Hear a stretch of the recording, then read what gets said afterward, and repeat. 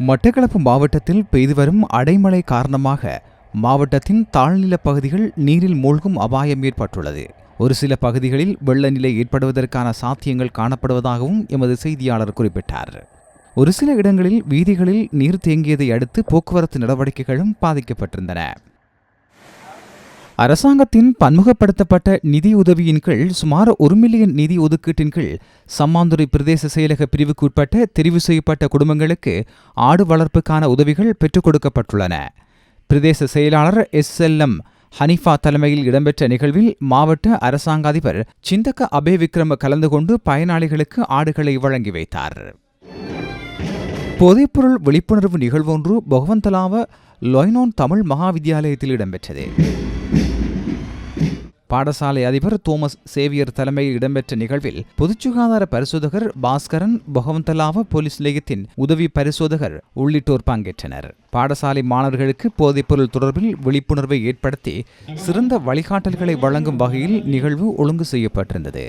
சமூகத்தை ஆட்கொள்ளும் போதைப் பொருளுக்கு எதிராக காலி தலாப்பிட்டிய பிரதேசத்தில் எதிர்ப்பு ஆர்ப்பாட்ட பேரணி ஒன்று இடம்பெற்றுள்ளது. நேற்றைய ஜும்மா தொழுகையின் பின்னர் போதைப் பொருளுக்கு எதிரான பேரணி இடம்பெற்றது. போதைப்பொருள் மற்றும் புகையிலை பயன்பாடு தொடர்பில் பொதுமக்கள் தெளிவுபடுத்தப்பட்டனர். காலி பிரதேசத்திற்கு பொறுப்பான சிரேஷ்ட போலீஸ் அத்தியட்சகர் அமல் எதிரிமான தலைமையில் குறித்த பேரணி ஒழுங்கு செய்யப்பட்டிருந்தது. மூதூர் போதை ஒழிப்பு பிரிவு போலீசார் மேற்கொண்ட சுற்றிவளைப்பின் போது ஐஸ் போதைப் பொருட்களுடன் 2 பேர் கைது செய்யப்பட்டுள்ளனர். ஆலிம் நகர் மற்றும் மூதூர் நகர பகுதிகளில் முன்னெடுக்கப்பட்ட சுற்றிவளைப்பின் போது 5 கிராம் 650 மில்லிகிராம் ஐஸ் போதைப்பொருள், கையடக்க தொலைபேசி, சிறிய ரக தராசு ஒன்றும் கைப்பற்றப்பட்டுள்ளது. 2 சந்தேக நபர்களும் கைது செய்யப்பட்டுள்ளனர்.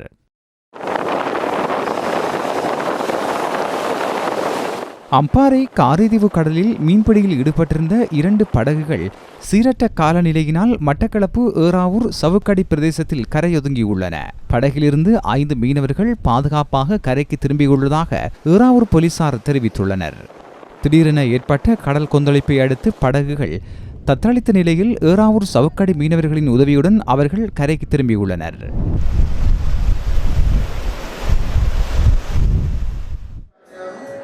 தெற்காசிய விளையாட்டுப் போட்டிகளில் பதக்கங்களை பெற்று நாட்டுக்கு பெருமை தேடிய ஃபாத்திமா சஃபியா யாமிக்கை பாராட்டி கௌரவிக்கும் நிகழ்வு இடம்பெற்றது.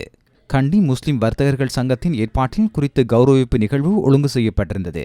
வர்த்தக சங்கத்தின் தலைவர் MH சலீம்தீன் தலைமையில் நடைபெற்ற நிகழ்வில் பிரதம அதிதியாக மத்திய மாகாண ஆளுநர் SPS அபேகோன் பங்கேற்றார்.